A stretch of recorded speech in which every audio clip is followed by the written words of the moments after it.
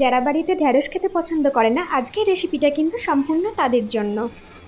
তাহলে এখন চলো দেখা যাক আমি এই রেসিপিটা কিভাবে বানালাম। তার জন্য ভিডিওটা স্কিপ না করে সম্পূর্ণ ভিডিওটা দেখার অনুরোধ রইল। এখানে দেখো, প্রথমেই কিন্তু একটা গ্যাস ওভেনের মধ্যে আমি কড়াই বসিয়ে দিয়েছি। কড়াইয়ের মধ্যে নিয়ে নিয়েছি বেশ খানিকটা সর্ষের তেল। আর তেলটা কিন্তু বেশ গরম হতেই আমি তেলের মধ্যে দিয়ে দিলাম আগে থেকে কেটে রাখা আলুর টুকরোগুলো। তোমরা কিন্তু প্রথমেই দেখেছিলে আমি একটা প্লেটের মধ্যে কিছু ঢ্যাঁড়স আর কিছু আলু লম্বা লম্বা করে কুচিয়ে রেখেছি।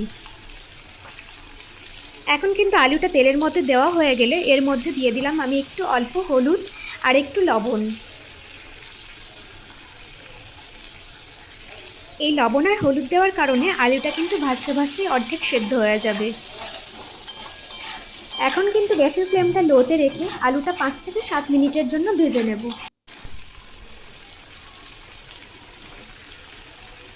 আর আলুটা কিন্তু 5 থেকে 7 মিনিট ভাজা হয়ে গেলে আমি এর মধ্যে দিয়ে দিলাম আগে থেকে কেটে রাখা ঢ্যাঁড়সের টুকরোগুলো।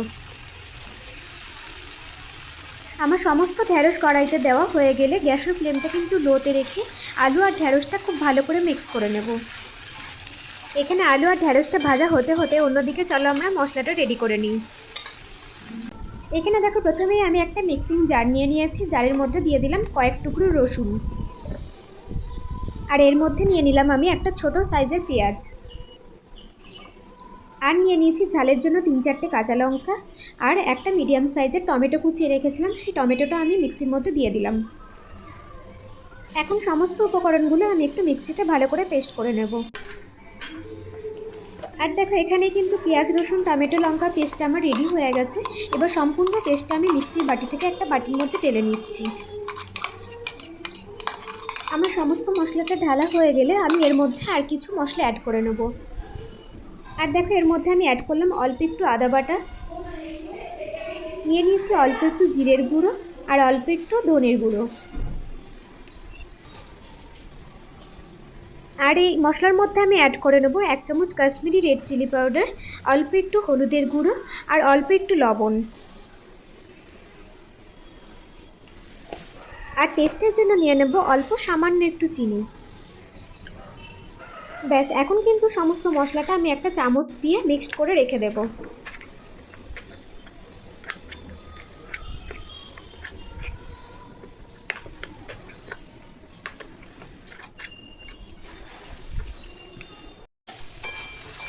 অন্যদিকে কিন্তু আমার আলু আর ঢ্যাঁড়সটা ভাজতে দেওয়া আছে, আর এটা ভাজতে ভাজতে কিন্তু বেশ সেদ্ধ হয়ে গেছে। দেখো, এখানে আলু আর ঢ্যাঁড়সটা কিন্তু প্রায় 70% মতন সেদ্ধ হয়ে গেছে। আর এই পর্যায়ে আমি কড়াই থেকে আলু আর ঢ্যাঁড়সটা অন্য একটা বাটিতে তুলে নেব।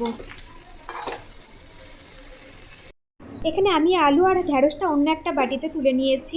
এবার কড়াইতে দিয়ে দিলাম বেশ খানিকটা সর্ষের তেল। তারপরে কিন্তু তেলটা বেশ গরম হতেই আমি এর মধ্যে দিয়ে দিলাম আগে থেকে রেডি করে রাখা মশলাটা।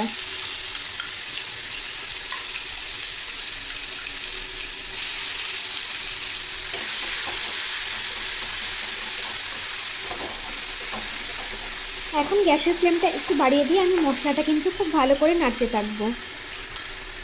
আর মশলার গা থেকে যখন তেল ছেড়ে দেবে তখন কিন্তু তোমরা বুঝে নেবে মশলাটা সম্পূর্ণ ভাজা হয়ে গেছে।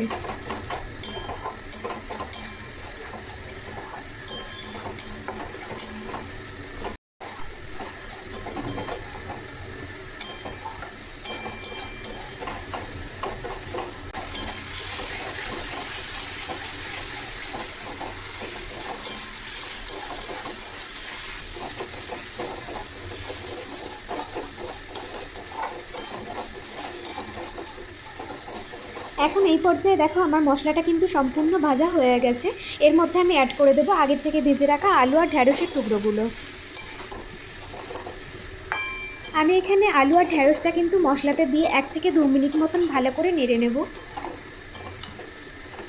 আর তারপরে আমি অ্যাড করব এর মধ্যে খুব সামান্য পরিমাণের একটু জল।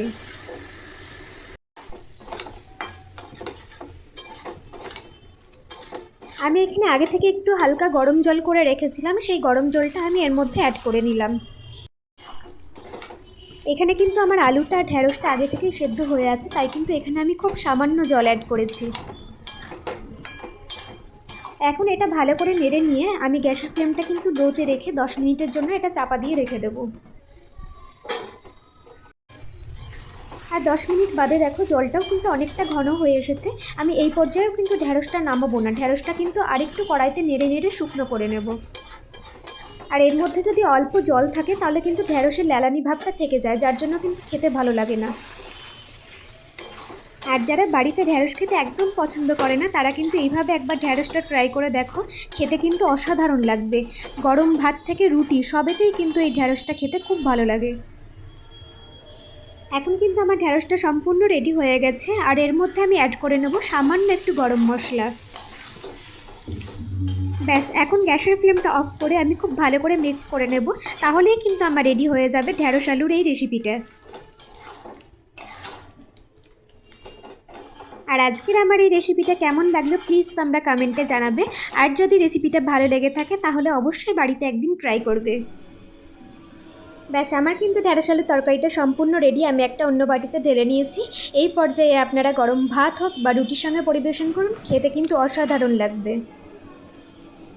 আর আমার এই ভিডিওটা যদি তোমাদের ভালো লেগে থাকে তাহলে কিন্তু চ্যানেলটি সাবস্ক্রাইব করার অনুরোধ রইল।